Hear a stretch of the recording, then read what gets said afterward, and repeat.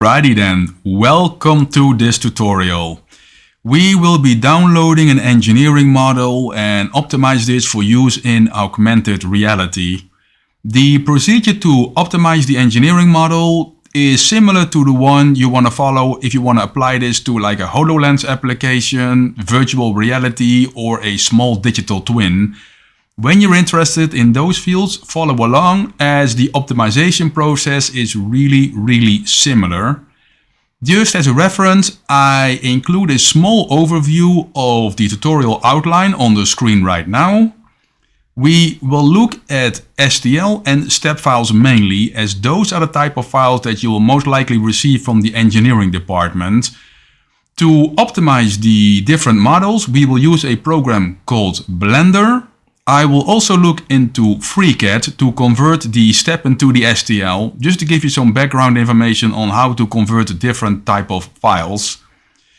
In the tutorial, I will start with a little bit of background on the theoretical side, the difference between engineering models and 3D models. Then I'm diving into the step files, downloading it and optimizing it, and then converting it to the STL, importing it and optimizing it as well.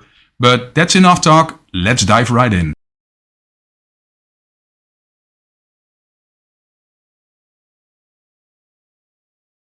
So being on the Microsoft website for building a HoloLens application, and this is actually the mixed reality guides 3D content right here.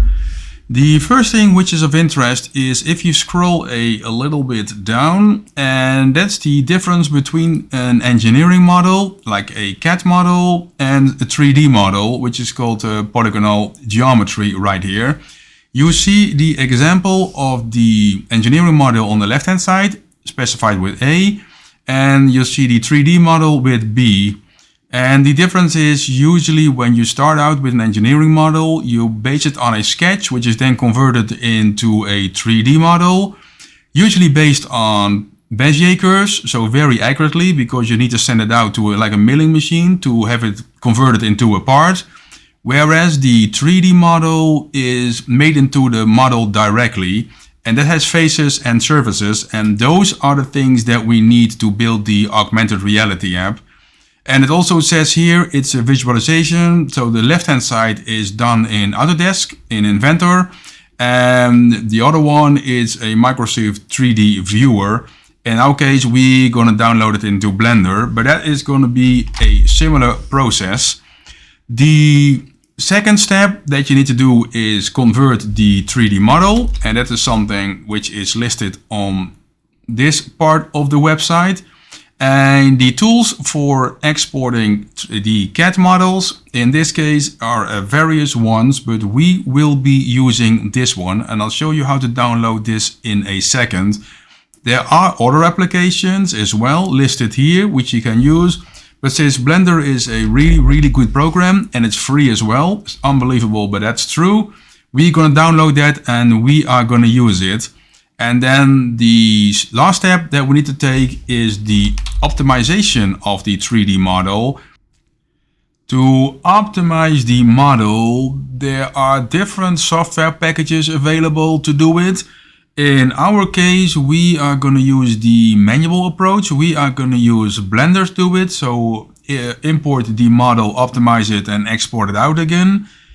If you want to do it in an automated way, there is Pixie software available. It's a purchase program, but that allows you to load in the file and it converts it for you automatically. For some cases, when you have huge file, like a whole system or so on, then this can be the way to approach it. I still find that the manual approach gives the best results, and that's the way we're going to do it. If we scroll down a little bit on this file, it shows here the CAD model on the left hand side. Once you convert it, in this case to a GLB file, we're going to use a different approach, different file type, but it's the same procedure. This is going to end up with 52,000 triangles. We are even going to end up with more, but we need to, same as in this example, bring the triangles down Otherwise, they are going to consume that much processing power that is not workable for the computer and is not going to work in an optimized way. But having looked at this website is nice, but now we want to dive in some details. So let's download a model. I selected a robot for this tutorial because it has multiple axes over which rotation can be defined.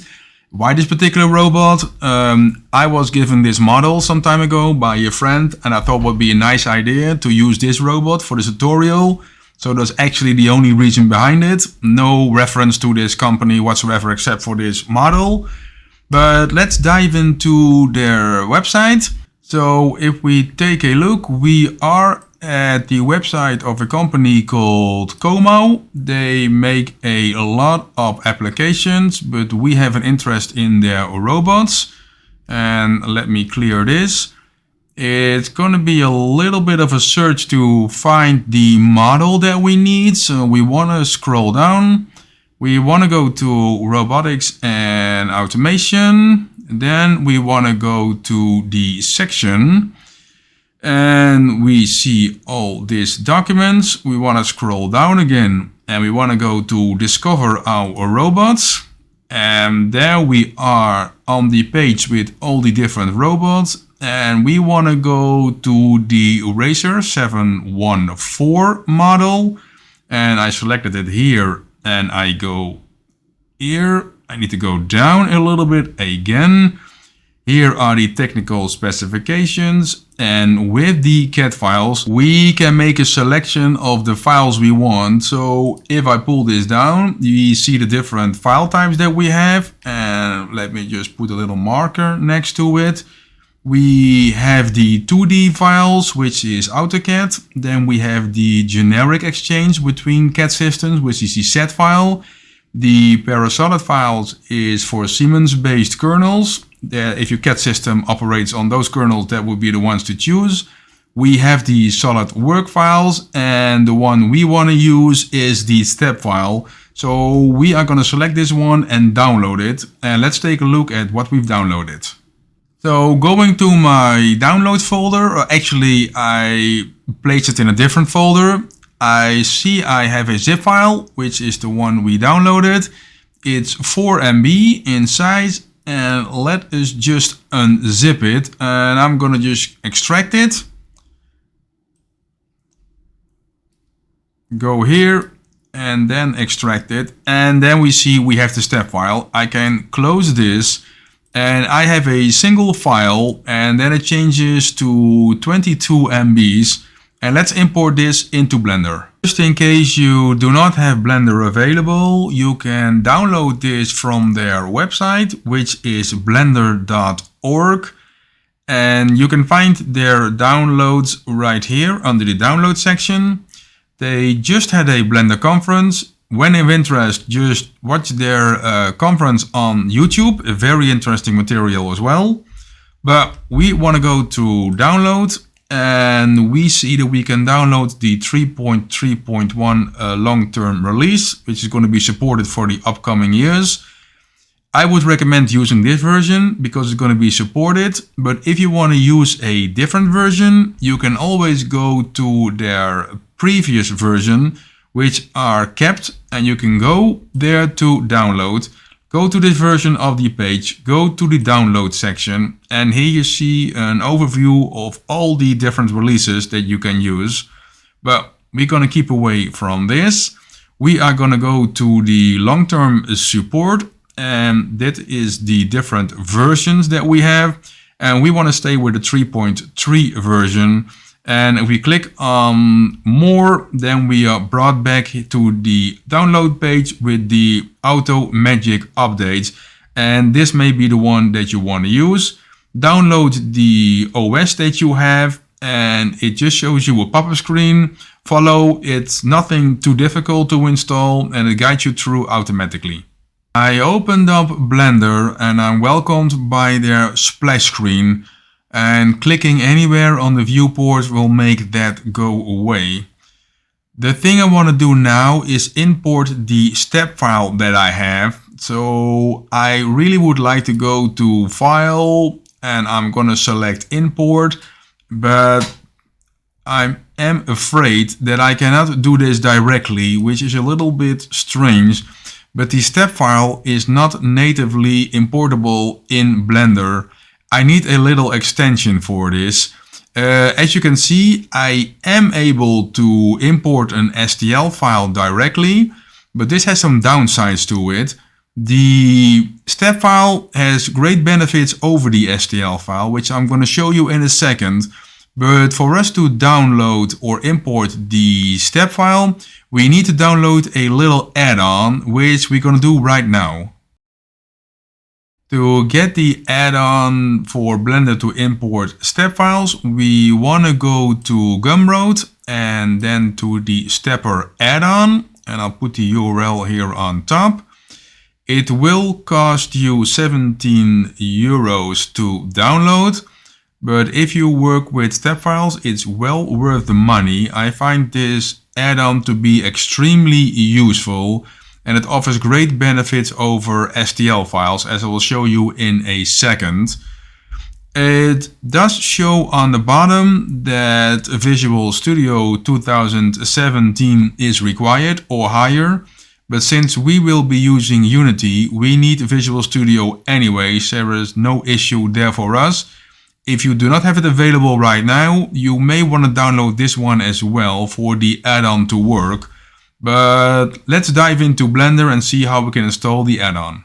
So once you have purchased the add-on, you'll be taken to the website for Stepper. We have the different versions available. We are obviously interested in the one on top because we'll be using the 3.1 or later versions. You can also download the other ones for references later. I have downloaded those, so let's take a look. When we have done that, we have the 4 versions available, but the one that we are interested in is the one on the bottom, and that's the one we're gonna install in Blender right now. I'm back in Blender, and now I would like to install the Stepper add-on. And to do this, I want to go through the Edit menu on the top. So click on Edit, click on Preferences, and then we're going to choose the option Install, which is right here. Once we clicked it, we need to give in the address for the download. Normally I think it's the downloads folder, but I placed it into an add-ons folder. Selecting this folder shows us all the zip files that we downloaded. We are using the 3.1 version or up, so we are gonna select this one and then we are gonna click Install Add-on, which you see down here, but I'm canceling this out because I've installed it already. Then you've been taken back to this screen and most likely the stepper is selected already, but I'm typing in the name on top so we can find it easily. We need to check the box next to the add-on. We've done that, so that works. And now we want to save our changes. So when we start Blender up again, we have the add-on available, save preferences, and then we can close this out. And now when we go to File and we go to Import, we now see that we have the stepper available, and this allows us to import the step files directly. I got the add-on installed, and pressing the N button in Blender brings up the menu on the right hand side. If you take a look at the different tabs or add-ons that are available, the stepper add-on is right here. You can select it and then it shows, because I got it open already, but then it shows you the mesh details. And the default value is 100, and you can change this to get more details or lesser details depending on the size that you want to work with. We'll leave it at the default value for now. And let me just press N again to get rid of it. The next thing I want to get rid of is the cube, because I don't need it and it's going to obstruct our viewers anyway, so delete it as well. And what we then want to do is we want to go to File, we want to go to Import, and we want to select the step option right here. Let me just zoom out again. I'm going to select the file that we downloaded and I place it in a folder. And you see on the right hand side that the up in this case is the Y direction, which is commonly used in engineering packages. In Blender, however, it's the Z direction, which is up. So we'll leave it at the Y direction because it's going to transform this automatically.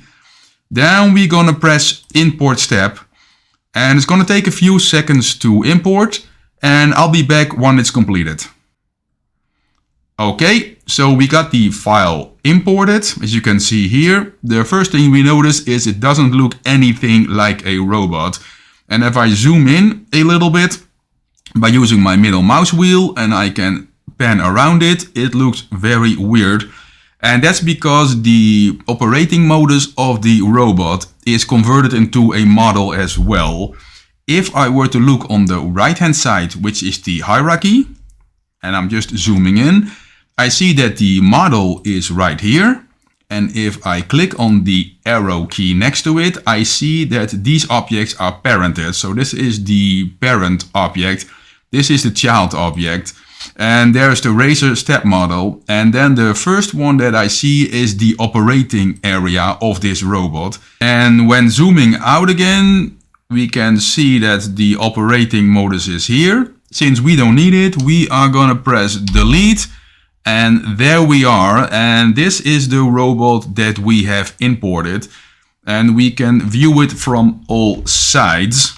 But now we want to optimize it, but we first need to understand what we have imported.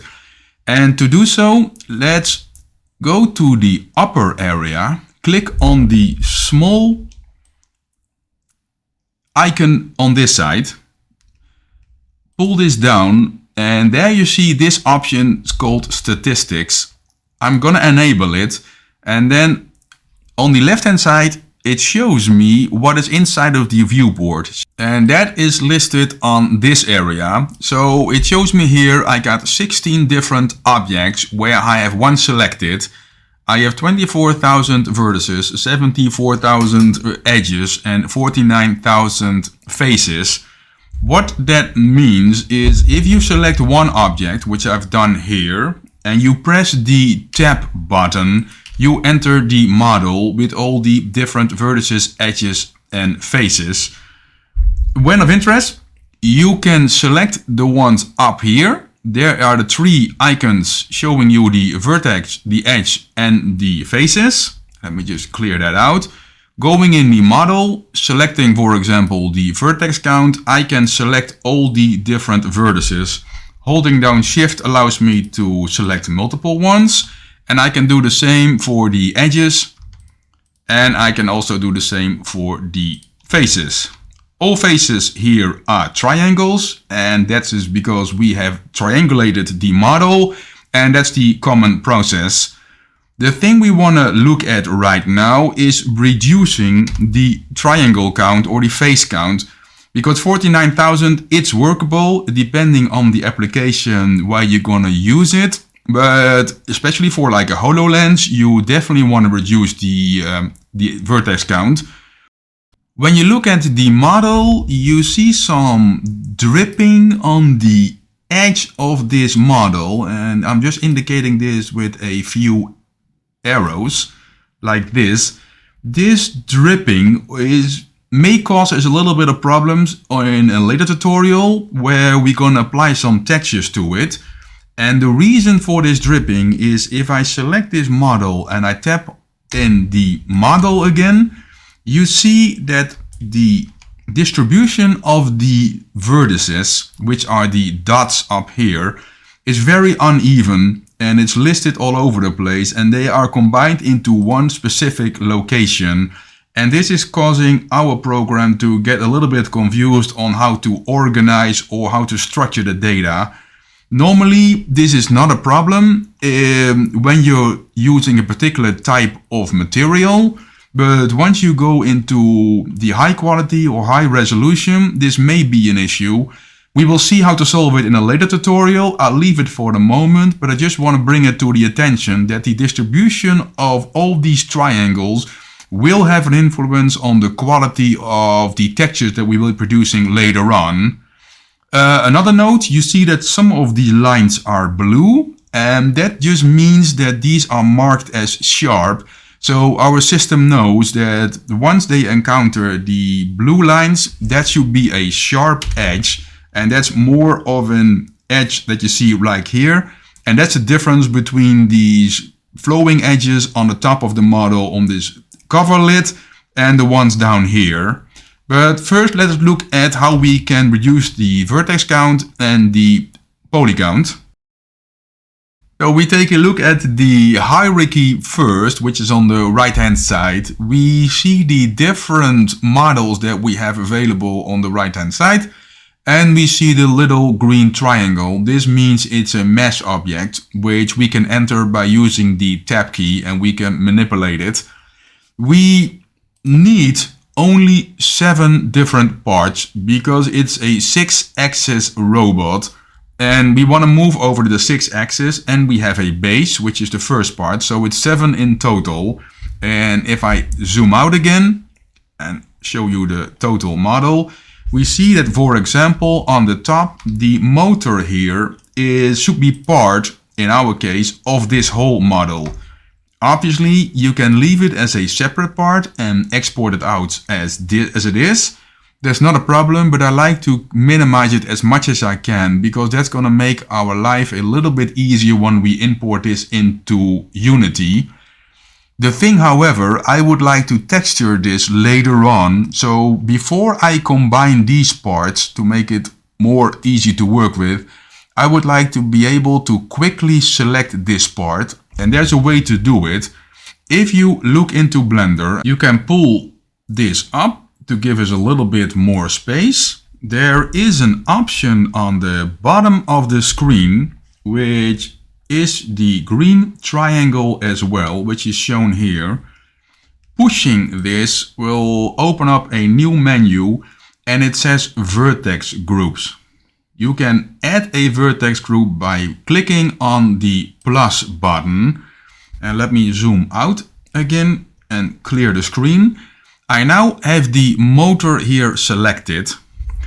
I'm gonna tap into edit mode, and now I have all the vertices or faces selected. And I'm gonna assign this to this group, and I'm gonna call this motor_1. And I assigned it already, and I'm assigning this to motor1. So when I combine this into one model, I can very quickly select this part. And I want to do the same thing for this motor. So what I'm going to do here is I'm going to make a new vertex group. I'm going to call this motor_2. I'm tapping into edit mode, selecting everything, assigning it, and now I'm tapping out again. So I got a vertex group for motor 2. I got a vertex group for motor 1. And I want to combine this with this part. So when this part moves, the motors move along with it. So I'm selecting the motor 1. I'm selecting the motor 2. I'm selecting the main part. I'm pressing Ctrl J. And now everything is combined into one big mesh. So if I tap again into edit mode, you see that the main part is selected, the 2 motors as well, and I'm doing Alt A to get rid of all the vertices, and you see that I have the vertex groups available in this model. If I select the motor 1 and I would press select, it quickly selects the full motor without me having to fiddle and find all the vertices that belong to this motor. So I can deselect this, and I can go to motor 2, and I can say select, and I got my motor 2 selected. And this will come in very handy when I do this for the texturing part of it. I can select this part very quickly and then apply a text to it and move on to the next one. So let me get rid of this one, tap out of edit mode, and we'll do the same procedure for the ones on the bottom right here. Going to the green arrow, I'm gonna make a new vertex group, and I'm calling this motor 3. Tapping into edit mode, selecting everything, and I'm assigning it. Taking the second motor, making a new vertex group, calling it motor 4. I've done that. Tapping into edit mode, selecting everything, and assigning it. So I got everything aligned. Then I got the motor 1, I got motor 2, and I got the base plate. And I'm saying Ctrl J. Everything is now selected and everything is part of this mesh. So I got the base, which is my first part. I got my second part, which is the first rotational unit. I got this part, which is fine as well. Then I got part number 3, that works fine as well. Then I got the axis here. This is good. This part can rotate and this part can rotate. So I got all my parts combined and selected. Now I can organize it a little bit in the hierarchy to give it some useful names, which makes it easier to start the animation. And let's dive into that. Well, I want to organize it in a hierarchy, but I find I have 8 different parts, which should be 7, the 6 axis and the base. I seem to have missed this part, and this part is, let me just show you, rotational axis, and that should be part of this long arm. So what I'm going to do is I'm just going to combine it. I'm going to select the rotational axis and I'm going to select the arm and I'm going to press Ctrl J. And now everything, if I move it up, is now combined into one big axis. I could have just as easily combined it with the other part, but this seems to work fine. But if I look now into the hierarchy, I see that I have all these parts listed, but then it jumps from 4 to 6 because I just combined one part with the other. Let's just give it some useful names first. I'm just scrolling up and this is my first part, and that's the part that should not move. If the base moves, we have a very, very big issue. So let me call this base double north. That's my first part. Then I can go to the second part, which is the one I combined with the motor. And this is my, let's call it axis. This is my first one because this one can rotate over the z-axis, which we will install later on. Then I go to the next part. Let me just bring this into view. And I call this axis number 2. And I can go on like this and call this axis number 3. I have the object here with the arm, and this is axis number 4. Then I got my arm here, which is axis number 5. And obviously my last part, which is the axis number 6. So what I've got right now is I have my base, which is a part that should not move. And I got my 6 different axes defined just for easy identification. And now we want to optimize this a little bit further to bring the vertex count down. And we have 2 main options that we can use. We can eliminate any vertex count that is not needed. And let me just show you an example. I selected this part. I'm going to isolate it for the moment. Here we go.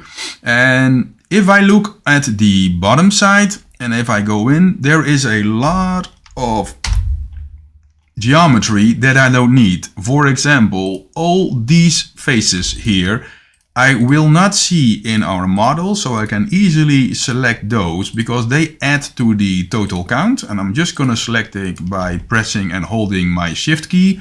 I'm doing this in a very rude way, but I'm just going to delete these faces. And if I look inside of this model, I see there is more of these faces and vertices that contribute to the total count, but I don't need for the total module. So reducing this is gonna already bring me less faces and vertices. Let me just show you what it does. So I'm just deleting this, and this is not a great procedure, but it allows you to optimize the model.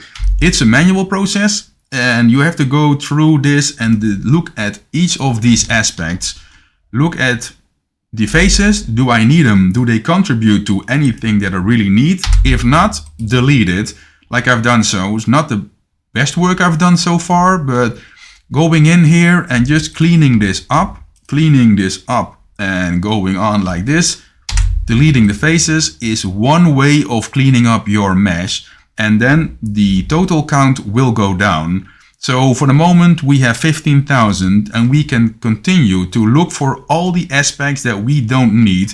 Like inside of this housing, we can easily eliminate all this because nobody is going to see it and it doesn't work for our AR model in the end anyways.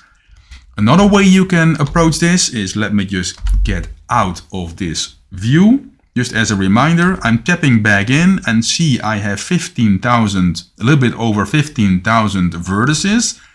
I want to go to the modifiers tab, which is the little wrench tool right here. Clicking on it brings me to the modifier tab. So going to the modifiers menu, click on it and I want to select the decimate modifier. Let me just tap back in the model and I see I have 6,685 vertices and 13,328 triangles. I'm just zooming in on this particular part of the model for the moment. And what I can do is I can move this slider around until I find something that is still acceptable. So if I zoom in a little bit more, you can see when I bring the slider down all the way to 0, you see it gets very blocky and that's obviously unacceptable.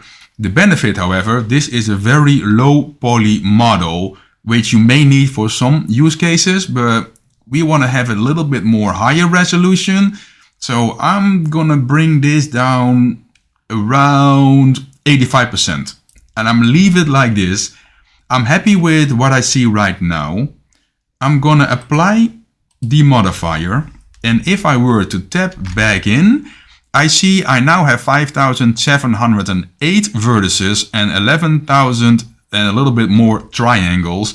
And I can do this for all these different parts. So let's take the base, for example, as a second example. So I have 2,653 and 5,330 triangles. I'm gonna go to modifier. I'm gonna go to decimate. I'm gonna reduce it until I find something that I like, which is around, well, 50%. I'm gonna apply the modifier. And if I take a look right now, I got 1,333 and I got 2,690 triangles. And this is a very easy way to reduce the count of the vertices. Then I can look for all the geometry and let me isolate this for all the geometry inside of the model that I do not need, which for example are these faces, which nobody is going to see, but they still contribute to my total count. And these parts as well. I manually have to go to this process, but I can reduce the count even more, same as this ridge, which is right here. I can remove all this to bring the vertex count down. So selecting all these faces, and I'm doing this with the select button, but I can use also the C to get my circle select, and I can change the circle amount. I have to go through this process, just selecting all these faces that I do not need. Having selected these, pressing on X and deleting these faces. And now I can reduce my vertex count even more, optimizing the full model. So all the unnecessary geometry has been eliminated. There is one final step which is advised. So if I go or tap into edit mode with this part, a menu becomes available on the top. It is called mesh. And if I clear this and I select this option, I can go down and see this clear up menu pop up. Then I can select the merge by distance option, and that's going to combine all the vertices which are very close together but add nothing to the geometry. So clicking on this allows me to eliminate another 26 vertices. Not a whole lot, but at least it cleans up my mesh before I proceed. Alright. We have optimized the model. The amount of vertices or triangles that you need really depend on the application for which you're gonna build.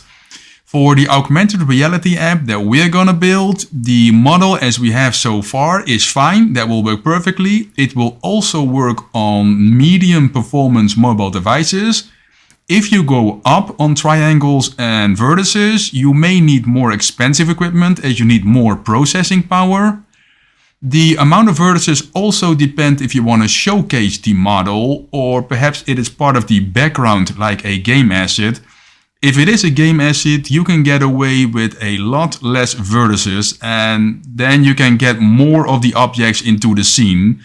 You can cover some of the imperfection with more texturing, but that's something we cover in another tutorial. We have done with the step file, and that seems to work fine, gives us a reasonable amount of vertices, but now we want to look at the STL file, and that's going to be more of a challenge, so let's take a look.